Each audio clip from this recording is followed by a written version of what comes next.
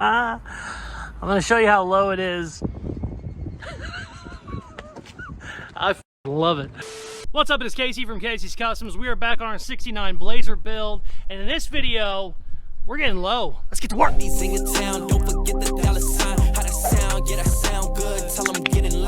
We are back on the beautiful 1969 Blazer conversion we were building. This truck started its life as a 69 C10 long bed. I have since cut the hell out of it. I'm turning it into a convertible Blazer. We're doing a ton of customization, having a lot of fun. The goal for this video is I want this body laid on the ground. I want those rockers on the concrete. The last video, we started our rear C-notch kit. We need to finish it up. I also have some 3-inch drop spindles ordered, but they are apparently back ordered. I ordered them about a month ago. I still haven't got them yet. So that's gonna kind of make it a little pain in the ass to get the front end down, but we're gonna figure something out. We're gonna either section the frame or body drop it or just make a whole new floor ourselves. I don't know, but I think my impatience is gonna get the better of me and I'm gonna just figure that out even without the drop spindles. Or maybe we'll get it to lay all the way frame and then have the front end 3 inches up and we'll know that we'll be able to drop that whenever the spindles come in. I don't know.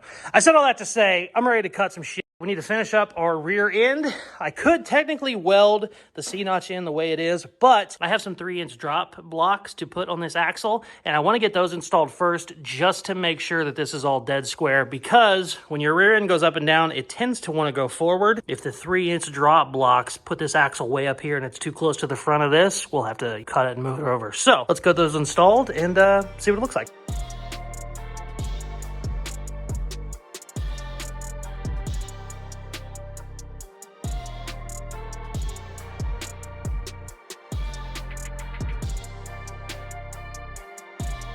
Check it out. Finally got all the old hardware off. It was rusted solid. It basically welded itself to the 4-link, or whatever those are called, the 2-link, and I had to air chisel, had to cut them, had to heat them up, had to do all kinds of shit. Finally got them off, and I just got the blocks put on.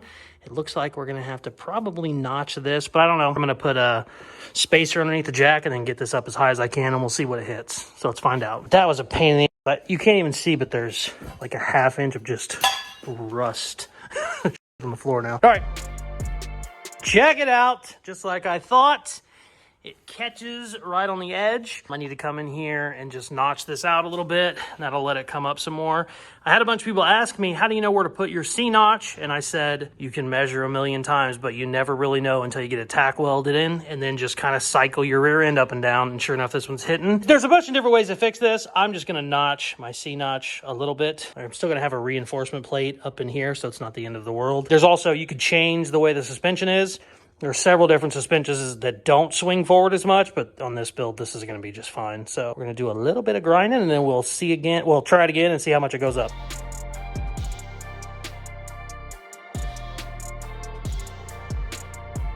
Okay, we got it notched. It actually can go a little bit more. I just saw that they make an angled drop block that'll actually push your rear end back a little bit.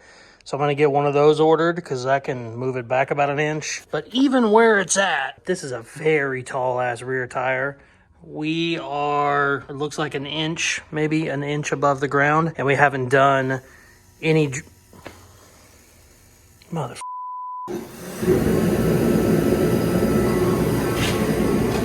One long angry line later. Sorry about that. This is a very tall rear tire, and it still looks like my rocker's on the ground. If it's not on the ground, it might be 1 inch above, and we're still planning on doing a little bit of a body drop, so this is more than enough. And if you look up here, my C-notch is plenty tall. I could actually probably have, I don't know, 3 inches less. The only reason I'm going to keep it this high is, look at our rear end. Whenever we start putting some bracing across here, that's where you start running into, you know, being super tall. The top of this rear end is actually above the C-notch. That's okay. If this was a truck where I really wanted to use the bed, I would, you know, probably modify it and have a smaller C-notch. I don't give a shit about this one because this is just going to be a convertible back here. So basically I said all that to say we can drop this baby down and start welding up our plate. I also got a super thick piece from down at the other shop, and I'm gonna put that as my cross member. That is 10 times stronger than any stock cross member will be. So we can start filling all this in with our plates, and then I'll start figuring out how the big one's gonna go. Let's start getting all that shit figured out where it's gonna go. And I definitely need to order some angled drop locks. I knew they made them, I just didn't think anything about it, but whenever you start getting everything pivoting up like that, you definitely need to take some angles into account. And they have a big wedge one, actually kind of push it back a little bit, which is what I probably should have got from the first place, but hey, I'm kind of dumb sometimes. All right, let's weld some shit.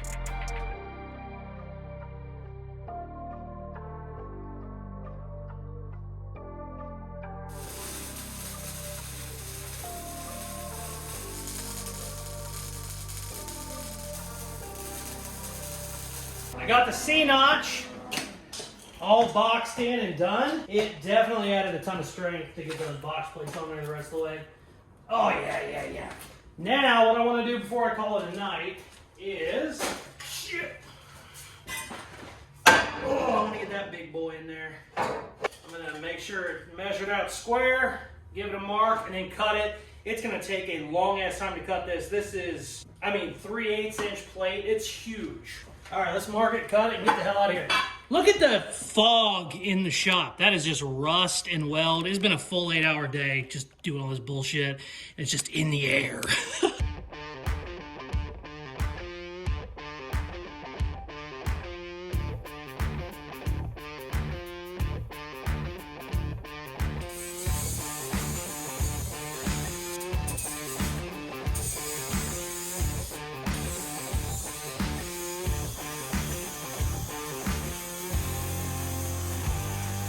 Okay. Oh, that's a big piece of metal. Let's go weld it in.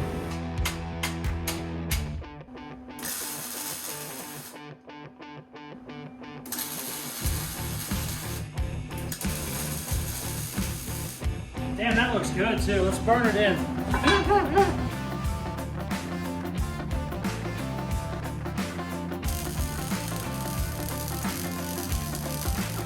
Check that out. Man, that looks great. We got the welder turned up way too high, but that's all right. Oh, this took the entire day, but I'm pretty happy with it. Damn, it looks good. All right, I'm done for the night. Also, just in case you're not familiar with these, this will end up being fully welded too. I just didn't do it today. Getting them fit and fitting properly is a pain in the ass.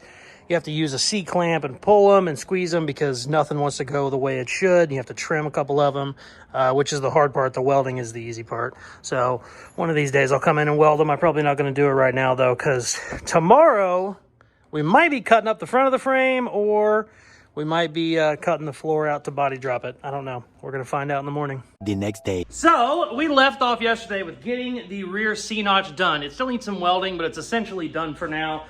We can put the wheels on, basically be done with the back. So we're going to move to the front of the truck. I said in this video, the goal for the video is to get this truck laying on the ground by the end of the video. Now, when you go to start dropping the front end, it takes a ton more work just because there's so many more moving parts. You have steering columns, you have shocks, all kinds of stuff. Now, you have some of that in the rear. There's just a lot less moving things. So the front is always a little bit trickier. One really nice way to drop your front is drop spindles, because they basically just move your wheel up in the frame. I ordered a set.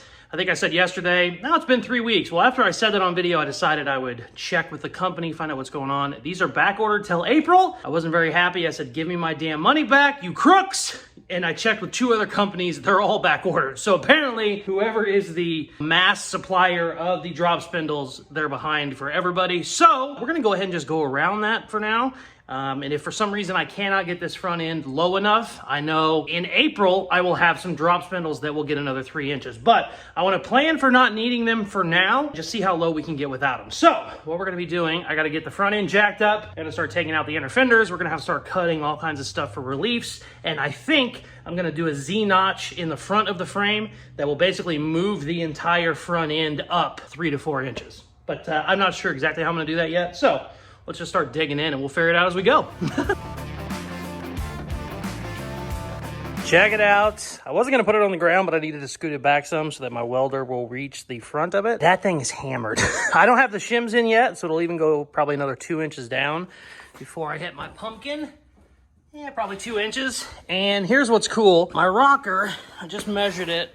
It's 3 inches off the ground, and that is with 28-inch tires. That's a big-ass rear tire. For example, I just measured the 20-inch rims on the Mustang are only 26 inches, and it's probably only 25 and a half. So I got a ton of room with just a different tire setup, different rim setup, all kinds of stuff. So she gonna be real low. We just gotta work on the front end now, obviously, because now you can really tell how much needs to go down on the front end. But we got to get our inner fenders and shit out, because right now I'm hitting the inner fenders in a couple spots. So let's start stripping it. Even though I had to cut every single bolt on the bed, this whole inner fender unbolted except for one bolt I had to cut. Let's see what happens.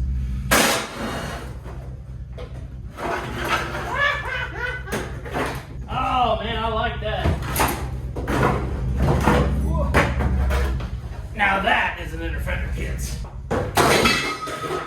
40-pound inner fender. Now we got some room for activities. Oh yeah.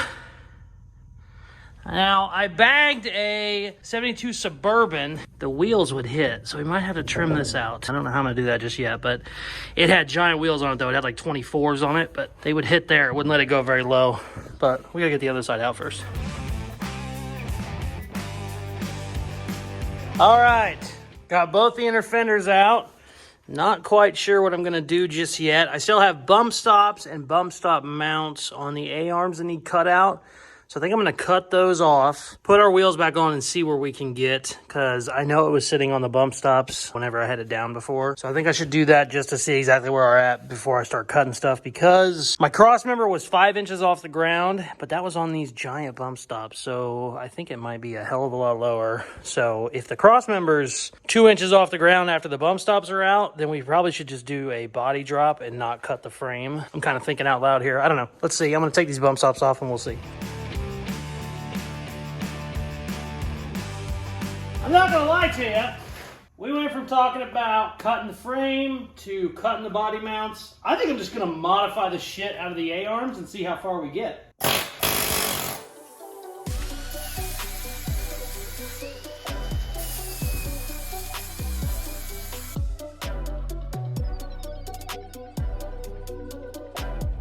Here's what I'm thinking.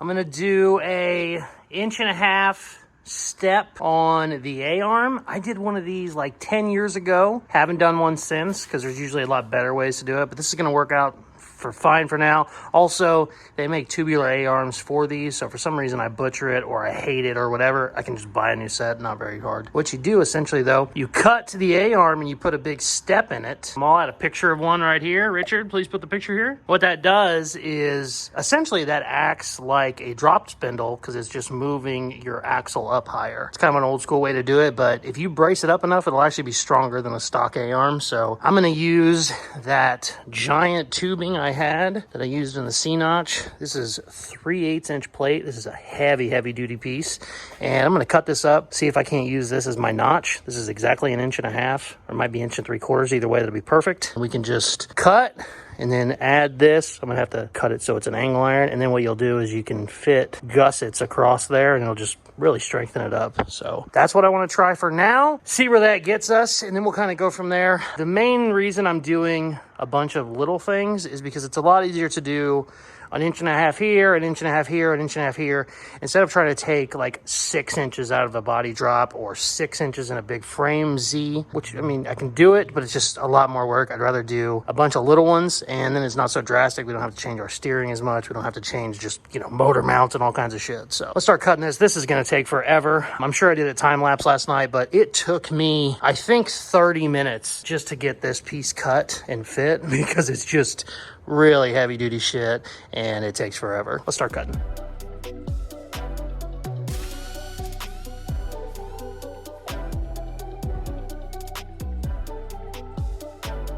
Decided to drill holes in this plate and bolt it for now. Couple of reasons. One, this will give me a very good template on where I need to cut. Also, if anything needs to move around or I don't love where it's at, I can unbolt it and put it back. Now, whenever this is permanent, obviously this has to be fully welded. You can't just have it bolted on. This piece that I'm getting ready to cut off, it's going to go right on top of that. And then we'll have all of our gussets in there. And this is going to give us a bunch of leverage. Still not hitting anything, which is great. All right, let's cut some shit. I think I might have to get the plasma out. Because boy, the plasma would make it really quick. Plasma's probably best. Yeah, let's do that. Oh! Ain't no turning back now, baby.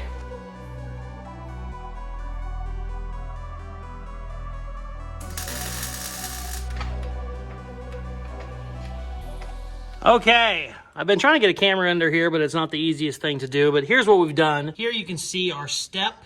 And what I'll end up doing is bracing the living shit out of this. All this will be braced in with plate. For now, I just have it welded to this giant 3/8 piece of plate right here. And I got it bolted in on the lower A-arm for now, just so I can make sure all my adjustments are right. If you ever want to do this, you need to make sure nothing moves forward to back, side to side, and you want your angles to be the same. If this is at whatever 10 degrees, you can't have this at 5. They have to match so that none of your geometry gets all funky. So 9.9 and 9.9 is pretty goddamn good. So I am very happy. What I'm gonna do, these two bolts are holding this. This is strong enough for now. So what I'm going to do is start putting this back together, and we're going to see exactly where our axle is, and we'll kind of start going from there. Well, I'll be honest with you, that's pretty damn low. It looks like even with these bigger tires, that should be on the ground or very close. The only thing I didn't check was my lower cross member. I just realized that. We're going to do this live on camera, baby. Oh, okay, cool. Our scrub line is still good. It's definitely going to be real close. Scrub line is whenever your tire goes flat, if you ever have a blowout, you don't want your frame to drag. You want to hit the rim, and we're pretty damn close to the scrub line, so I don't want to go much lower than that as far as with a spindle drop. If we're going to go any more, it's going to have to either be a body drop or move the frame. Now, here's our other thing that we're not going to fix, but is a problem. 69, 72 Chevy trucks, your front wheel is never completely centered. If you look at any of them, except maybe custom trucks because they fix it, they are always just a little bit back.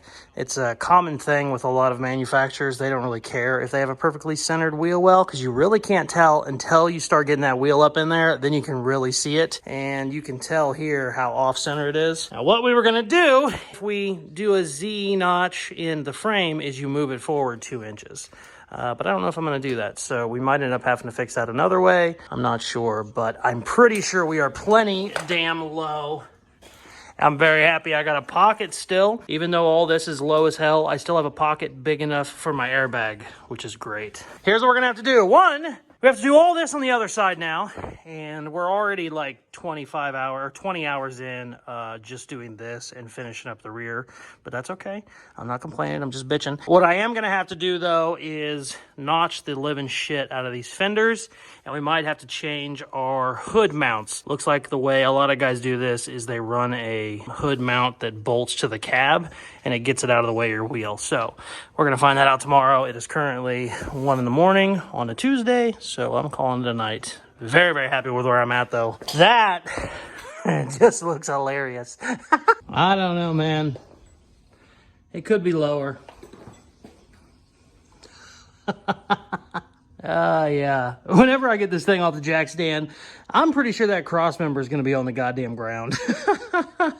Oh, good times. Okay, we got our notch done yesterday and our lower A-arm. Everything is looking great. We still need to cut a ton out of this inner fender. It's not really an inner fender anymore. It's the actual fender. We got to cut it up so that our wheel can go up higher. But before I start doing that, I'm going to go ahead and do all of the shit to the lower A-arm and the sway bar and all that shit. I'm going to do that to the passenger side. That way that's just done. And then what we can do is we can put the wheels on, start going up, and then see exactly where we need to cut because the wheel will be hitting it. Yesterday, to take apart all that shit, take your lower A-arm off, get it cleaned up, and then make the step, and then make the step bolt in. And that took, I think, 6 hours yesterday, or maybe more. So I'm hoping I can get that done a little bit quicker on this side, since I'm basically just have to mirror what I did on that side, but who knows? Basically, I'm just whining, but let's get to work.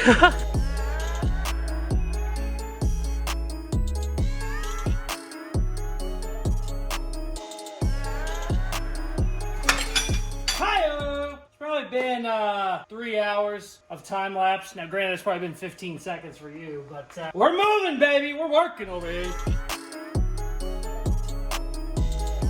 Okay, I got the passenger side done. I got the wheels thrown on. Let's put her down and see. I already know it's going to start hitting the fenders, but I just want to see exactly where it's going to hit. And then we'll put it back on jack stand and start cutting the hell out of our fenders. Probably going to have to take the hood off too, but let's see what happens.